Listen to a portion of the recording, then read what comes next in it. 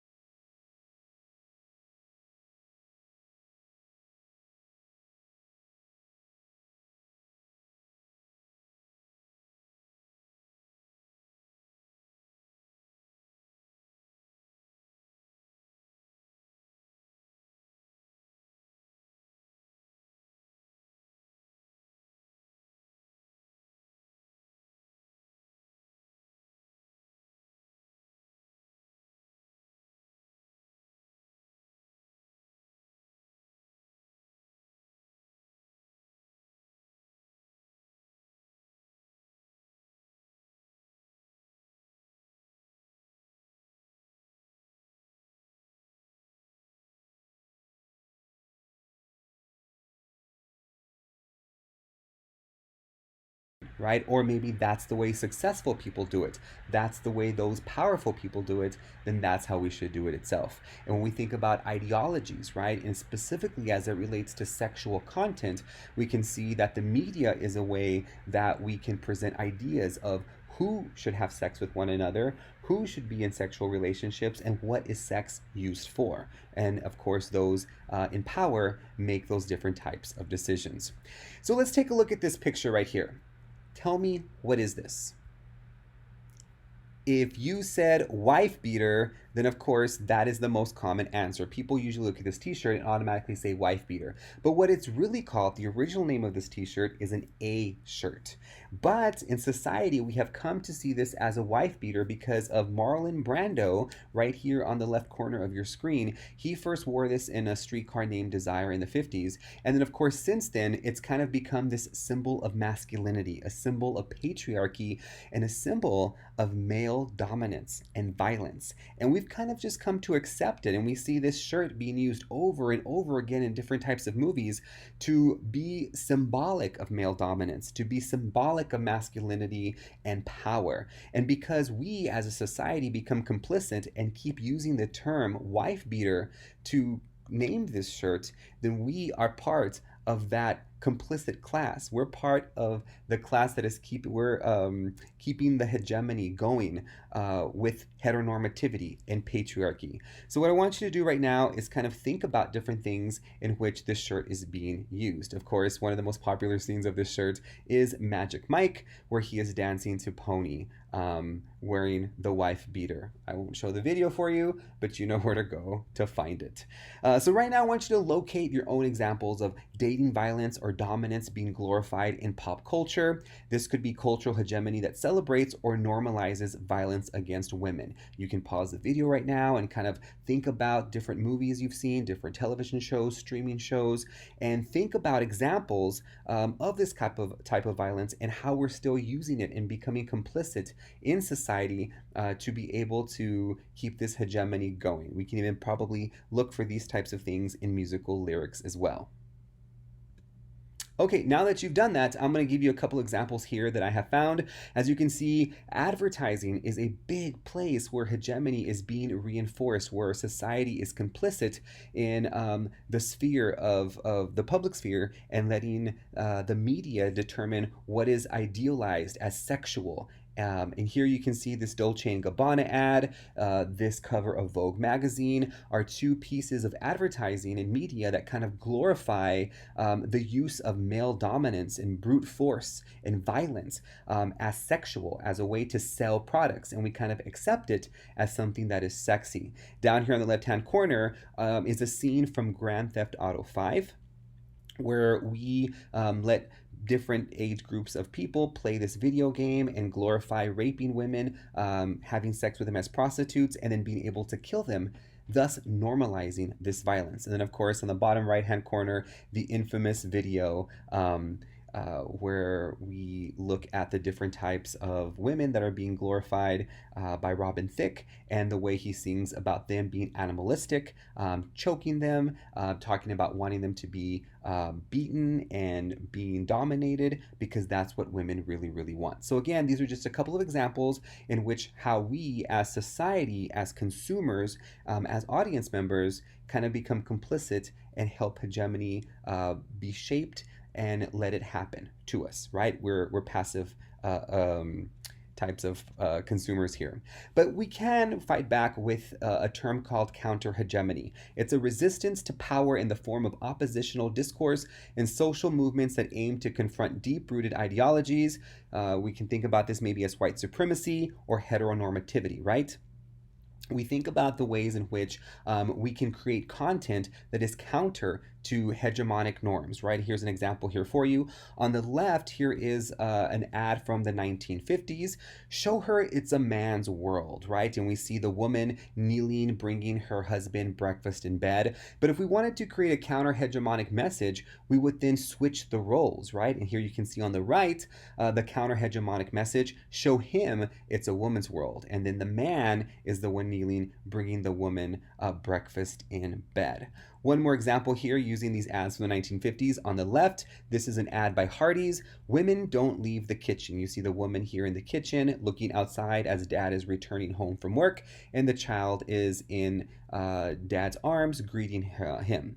On the right, the counter hegemonic message where the man is the one that's in the kitchen, right? And the woman is coming home from work with the child greeting her. So again, counter hegemony is about creating some type of content in the media to be able to counter those dominant heteronormative discourses, right? Or those patriarchal discourses.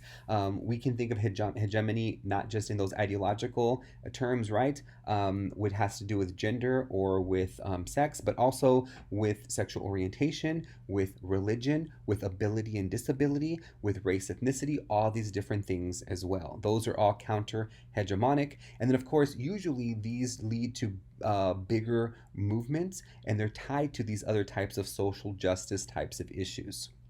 Heteronormativity is another word that you need to know. It is when a culture conforms to heterosexual standards as the norm. That means the baseline is going to be a man and a woman having sex, being together, being in a monogamous marriage, in a relationship, having kids for procreation, and keeping things going. That's heteronormativity. Everyone who is considered normal is going to be heterosexual. This tends to marginalize people who do not belong, of course, to these hegemonic types, such as those that belong to the LGBTQ spectrum.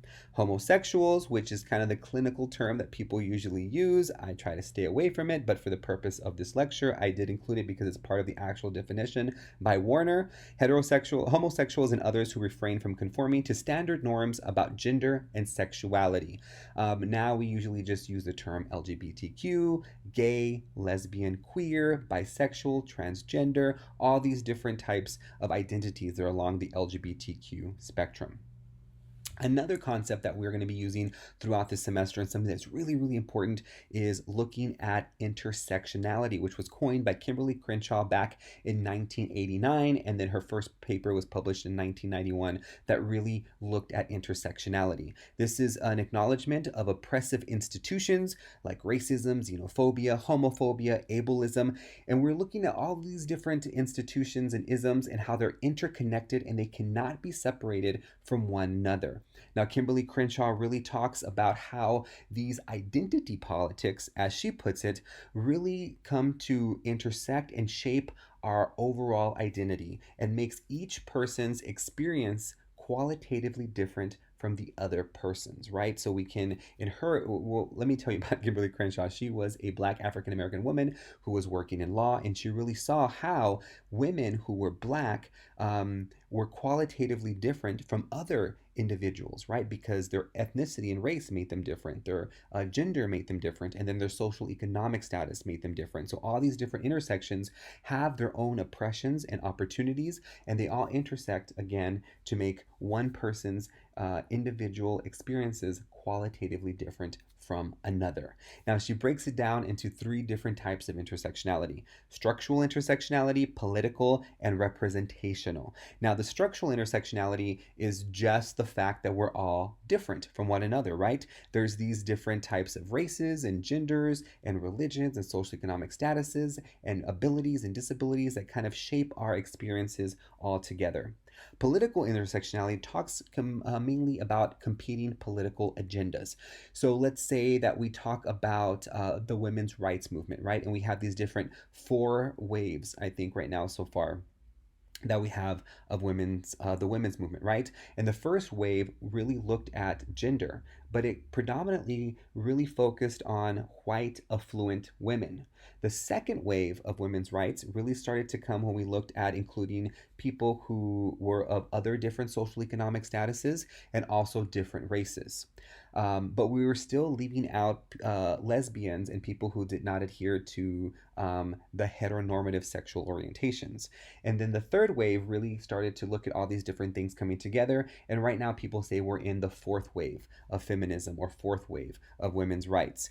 We can also think about maybe the Black Lives Matters movement and how it's predominantly focused on men and doesn't really pay as much attention as it should to women, right? So because we're looking at one facet of identity, let's say race, ethnicity, sometimes the other facet of identity, gender, is overlooked. And this happens in a lot of different ways as well too, right? Right now, one of the biggest things that is being talked about in the Democratic Party is how we're really concentrating on straight white men still, and not as much about women or sexual minorities as we should. So again, political intersectionality looks at these conflicting political agendas. Representational intersectionality then is how these different intersections are represented, misrepresented, or completely absent in the media that we consume, in the cultural imagery of society. And that is mainly what we're going to be focused on in terms of this class here. So, what I want you to do is to go ahead and take a look at the performance of Ariana Grande.